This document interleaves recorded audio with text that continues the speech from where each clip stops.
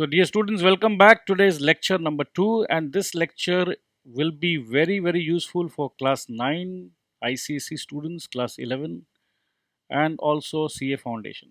So, dear students, are you ready? Let's continue. So, basically, everybody is carrying on some sort of economic activities. What is economic activities? Paisa kamane ka activity. And these activities are performed through transaction and events. In the previous lecture we had discussed कि financial nature का जो transaction है उसी को हम record करते हैं. सो transaction तो आपने को समझ में आ चुका. इवेंट्स क्या होता है ये आज मैं आपको समझाऊंगा. So economic activities are conducted through transactions and events. Events होता है कि जब पूरा साल हमने काम कर लिया, काम करने के बाद का असर इवेंट है. अगर मैं आपको बताऊं कि एक प्यार करने वाले फ्रेंड्स रोज मिल रहे हैं तो ट्रांजैक्शन है, आपस में रोज कुछ ना कुछ कर रहे हैं, but finally they get married. So daily जो मिल रहे थे, एक्सचेंज कर रहे थे इमोशंस, तो ट्रांजैक्शन था. फाइनली क्या हुआ? शादी हो गया, वो इवेंट है. सो आगे हम देखते हैं. Transaction is used to mean a business performance of an act और एन अग्रीमेंट. बेसिकली अब हम बिजनेस का बात कर रहे हैं. बिजनेस में ट्रांजैक्शन क्या होता है?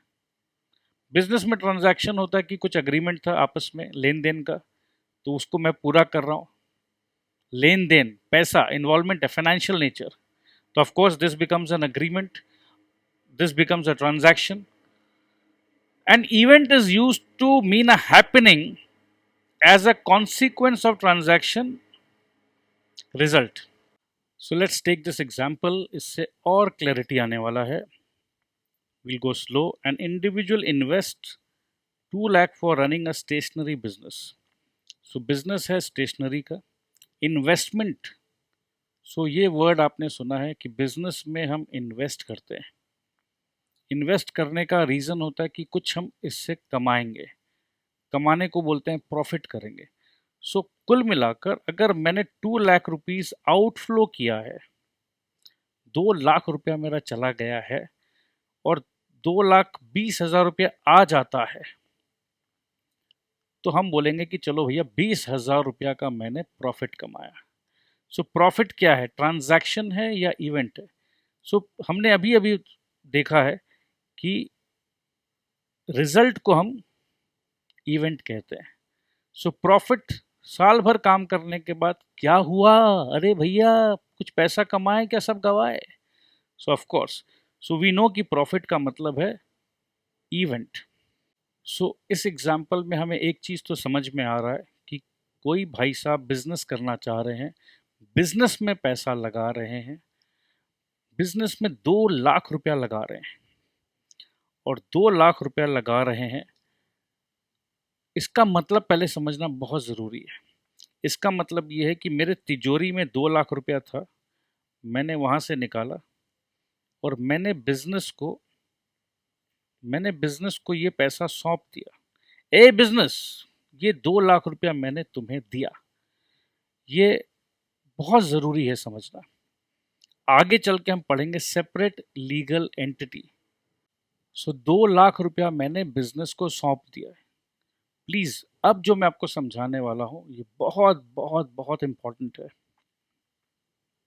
ध्यान दीजिए. On 1st January he purchases goods for 1,15,000. अब मेरे बच्चों, कहाँ प्रॉब्लम हो रहा है कि अगर हम आपको कॉन्सेप्ट ठीक से नहीं दें तो आप हमेशा कंफ्यूज रहोगे. ये ही परचेजेस जो है ना, ये ही परचेजेस को हम आज से ये समझेंगे कि ही मतलब बिजनेस.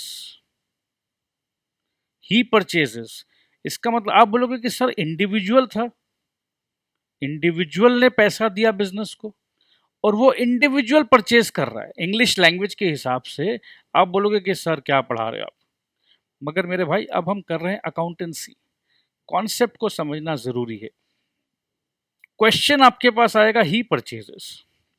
आपको समझना है कि ही का मतलब है बिजनेस, क्योंकि कॉन्सेप्चुअली बिजनेस को जब हम पैसा दे देते हैं तो बिजनेस बोलता है देखो भैया, अब मैं अलग और तुम अलग। काम कौन कर रहा है? काम तो वो व्यक्ति ही कर रहा है। अब देखो, एक ऑर्गेनाइजेशन में जो प्रोपराइटर है, कोई जरूरी नहीं है ना कि सारा काम प्रोपराइटर कर रहा है, और भी स्टाफ है, बहुत सारे लोग काम करते हैं, but everybody is representing not the proprietor, basically they are representing the business. चाहे वो प्रोपराइटरशिप का बिजनेस हो, पार्टनरशिप का बिजनेस हो, अल्टीमेटली रिप्रेजेंट हम लोग कर रहे हैं बिजनेस को।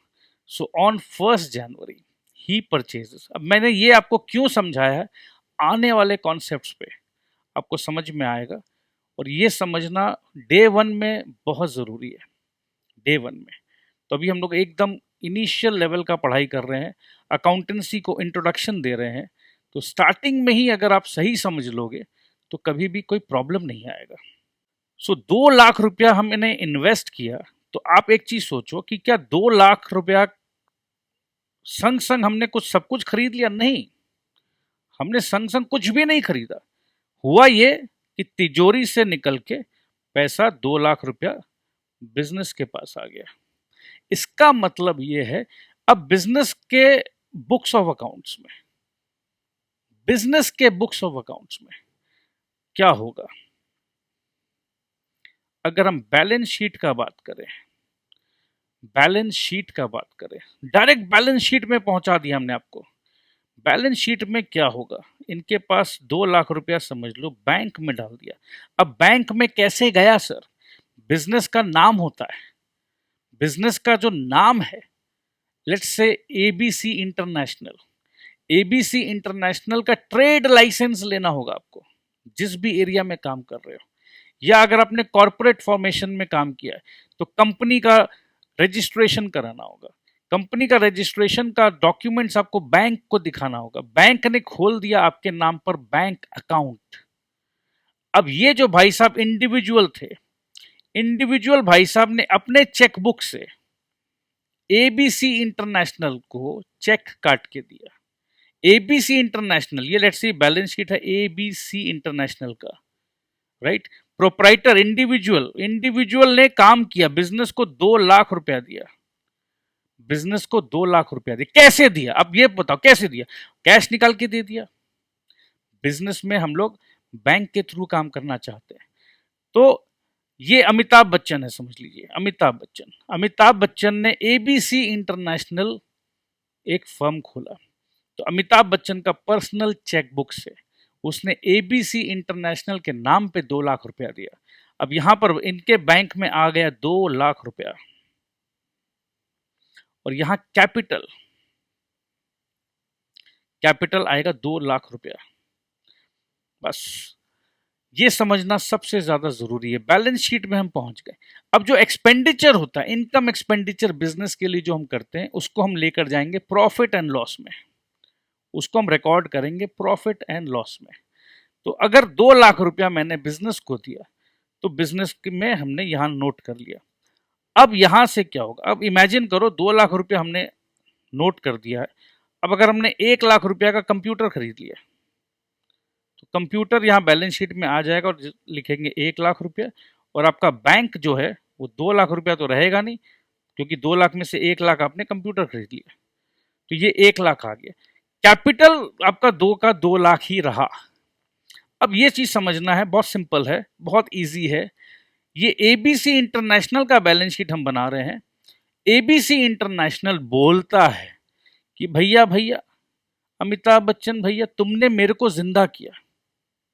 एबीसी इंटरनेशनल को जिंदा करने वाला है अमिताभ बच्चन जी, 2 लाख रुपया देकर। तो ये एबीसी इंटरनेशनल बोलता तुम अलग मैं अलग। अब ये मेरा जिम्मेदारी है, ये मेरा जिम्मेदारी है कि मैं आपको आपका दिया हुआ पैसा लौटाऊं। मैं आपको आपसे जो पैसा लिया हूं बिजनेस करने के लिए। अब आप बोलोगे बिजनेस तो अमिताभ बच्चन कर रहा है, बट अमिताभ बच्चन बिजनेस किस नाम से कर रहा है? किस बिजनेस एंटिटी के नाम से कर रहा है? ABC international. So ABC international कहेगा कि मैं आपको 2 लाख रुपया दूंगा, और क्योंकि आप मालिक हो, आप ओनर हो, तो मालिक और ओनर को हम लोग बिजनेस मालिक को जब पैसा देगा तो उसको हम कैपिटल के नाम से रिकॉर्ड करते हैं, या मालिक से जो पैसा लिया है, देगा या लेगा, तो मालिक से जो पैसा लिया है उसको कैपिटल के नाम पे रिकॉर्ड करते हैं। और अगर बिजनेस एक्सिस बैंक से समझ लो लोन लिया है, एक्सिस बैंक से 10 लाख रुपया का लोन लिया है, तो यहां पर आपका लोन आ जाएगा, लोन आ गया, लोन आ गया 10 लाख रुपया का। और लोन जब आया तो एक्सिस बैंक ने एबीसी इंटरनेशनल बैंक को चेक दे दिया, तो यहां पर जो 1 लाख है ये 11 लाख हो जाएगा। तो कुल मिला के आप देखोगे बैलेंस शीट हमेशा बैलेंस होता है। अब आप बैलेंस शीट देखोगे तो आप देखोगे कि यहां पर है 12 लाख रुपया, और यहां पर 11 लाख और 1 लाख का कंप्यूटर, 12 लाख रुपया। अब पूरा साल जब बिजनेस करेगा, जिसको हम लोग प्रॉफिट एंड लॉस में लिखेंगे, अब उसके बाद जब हम बिजनेस करेंगे तो ये हमारा जो बैंक है ये यहाँ से घटते रहेगा, माइनस माइनस होते रहेगा, माइनस भी होगा, अगर कुछ निकला तो माइनस और कुछ आया तो plus, so minus plus minus plus minus plus होते रहेगा। और यहाँ पर प्रॉफिट, ये जो माइनस प्लस का इम्पैक्ट है ये हम प्रॉफिट एंड लॉस में दिखाएंगे, और अल्टीमेटली इसका फाइनल इम्पैक्ट जो है उसको हम लोग, एक तरफ जो माइनस प्लस है वो तो यहाँ इम्पैक्ट आ गया, और क्योंकि डबल एंट्री सिस्टम है इसका फाइनल निचोड़ जो है, अगर समझ लो बिजनेस ने प्रॉफिट कमाया तो ये प्रॉफिट किसका है, ये प्रॉफिट मालिक का है। तो मालिक से जो लेन देन करते हैं उसको कैपिटल हेड के अंदर में करते हैं। तो प्रॉफिट अगर हुआ 50,000 रुपया, तो यहाँ पर प्रॉफिट कैपिटल में हम 50,000 जोड़ देंगे। तो इससे क्या समझ में आया कि हम मालिक से 2 लाख रुपया लिए, बैंक से 10 लाख रुपया कर्जा लिए, 12 लाख रुपया लेकर हमने बिजनेस चालू किया। अब उसमें हमने कंप्यूटर खरीदा या फर्नीचर खरीदा या माल बेचने के लिए जो खरीदा वो सब अपना रिकॉर्ड हो गया। पूरा साल भर काम किए, सैलरी दिए, रेंट दिए, वो सब प्रॉफिट एंड लॉस में आया, और कुल मिला के जो पैसा बचा उसको हम कैपिटल में मालिक को दे दिए। अगर बचा तो प्लस हो गया, और अगर घटा तो मालिक का ही तो नुकसान होगा ना, तो कैपिटल से लेस कर देंगे। तो कुल मिला के मैंने आपको लेक्चर नंबर 2 में बहुत जल्द मैंने आपको समझा दिया कि ओवरऑल अकाउंट्स में हम लोग करते क्या है। ये मैंने आपको पूरा ओवरऑल दे दिया मेरे दोस्त, सेकेंड लेक्चर में, मतलब नॉट इवन 1 आवर, और पूरा साल आपको इसी को समझ के प्यार से समझना, ज़्यादा नहीं है। अनफॉर्चुनेटली मैक्सिमम जगह मैंने देखा है टीचर्स, बोलना नहीं चाहिए मगर अकाउंट्स के टीचर अगर ठीक से समझा दे, ज़्यादा समझा दे, तो बच्चों को बहुत ज़्यादा मुनीम के तरह बस घस रहे हैं, दरकार नहीं है। क्योंकि ये ट्रायल एंड एरर से आप रट रट के करोगे, कभी भी आप कॉन्फिडेंट नहीं होगे।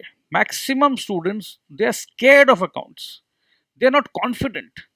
मतलब 100 में से 100 नहीं आएगा, 80 आ जाएगा, 82 आ जाएगा, बोला अरे यार क्या करे, वो 2 एंट्री समझ में नहीं आया। ऐसा कुछ भी नहीं है जो समझ में ना आए, हो ही नहीं सकता है, पॉसिबल ही नहीं है, क्योंकि इतना इतना इतना ज़्यादा इजी है कि इसमें नहीं समझने वाला बात ही नहीं है। साइंटिफिक अप्रोच है, डेबिट एंड क्रेडिट करके बैलेंस करके काम करना है। तो अगर हम बैलेंस करके काम कर रहे हैं कि कुछ भी काम हो रहा है, एक डेबिट एक क्रेडिट, तो इतना अलर्ट अगर हम है तो मेरा कभी भी गलत हो ही नहीं सकता है।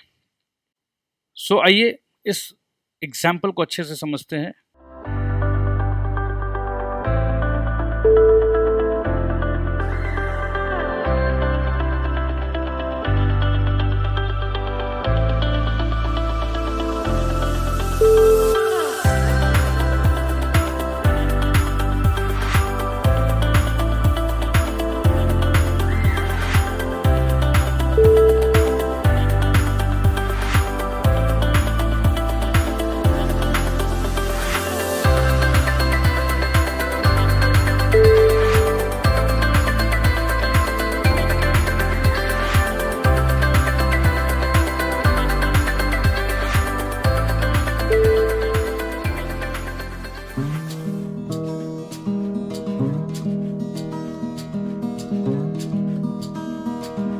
हैं।